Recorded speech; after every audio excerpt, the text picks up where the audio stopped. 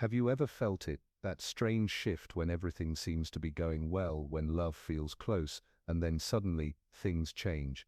The avoidant doesn't pull you closer, they don't celebrate the connection, instead they begin to test you. Not with obvious questions, not with direct words, but through subtle actions designed to measure your strength. At first you might not even realize what's happening. A late reply here, a cancelled plan there, a cold remark that stings more than it should. You wonder, why are they acting like this now, just when things seem to be going right? And that's the paradox. Avoidants often begin to test you precisely at the moment they want you most.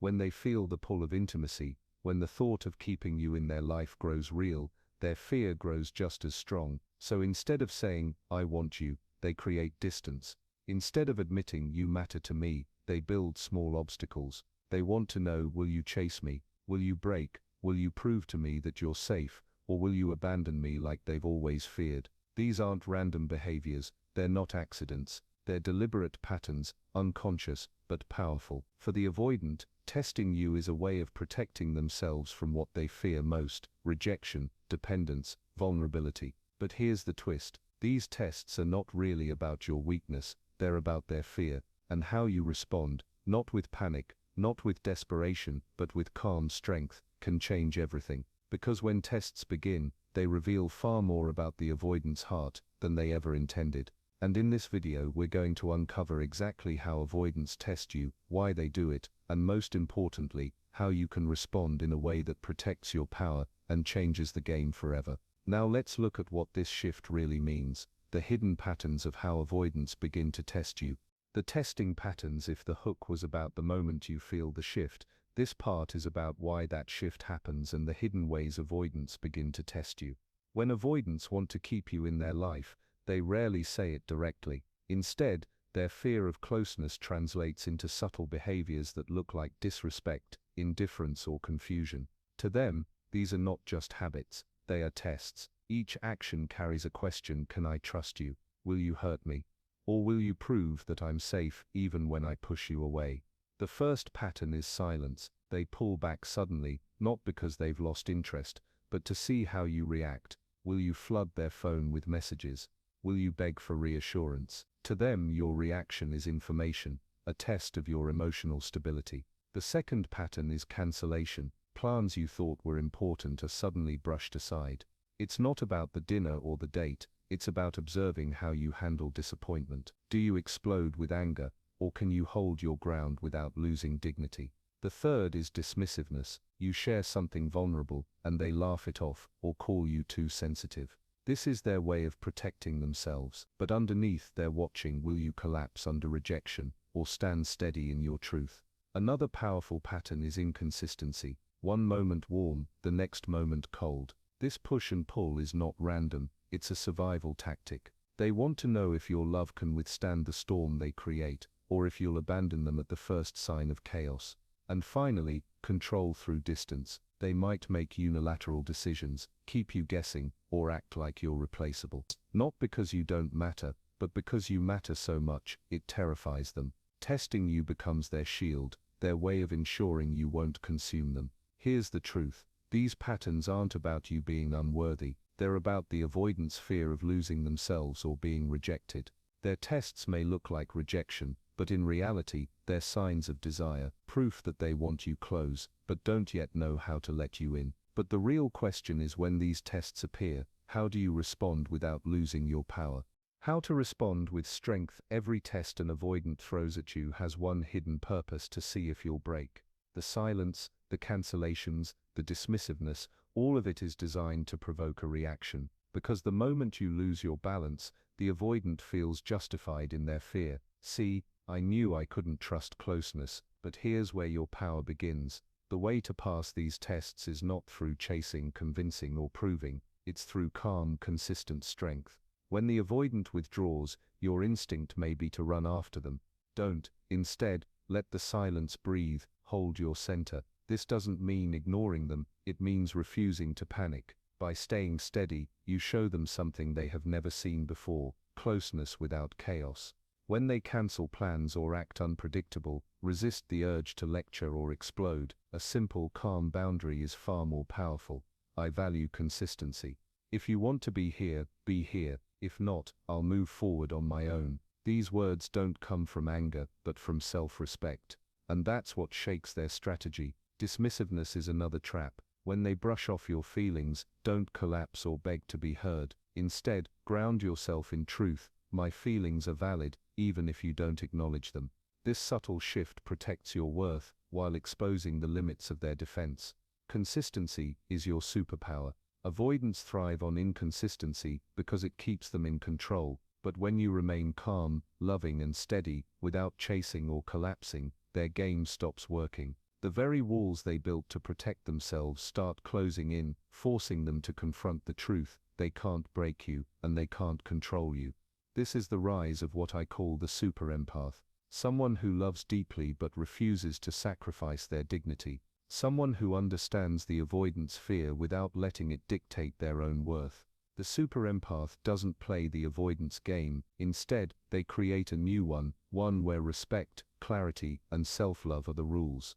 Passing the avoidance tests doesn't mean winning their approval. It means standing so firm in your own power that their fear loses its grip, and in that moment, the balance of control shifts. You are no longer the one being tested. You are the one setting the terms. But the real question is, when these tests appear, how do you respond without losing your power? The internal collapse. Every avoidant believes they are in control when the testing begins. At first it looks simple, even clever. They delay a reply just to see if you'll get anxious. They cancel plans to measure how much you'll tolerate. They throw subtle sarcasm, a cold remark, a distant glance, all designed to push you just enough to test if you will stay. In their mind, this is strength. If I test you, I'll know if you're safe. If you don't break, maybe I can let you closer.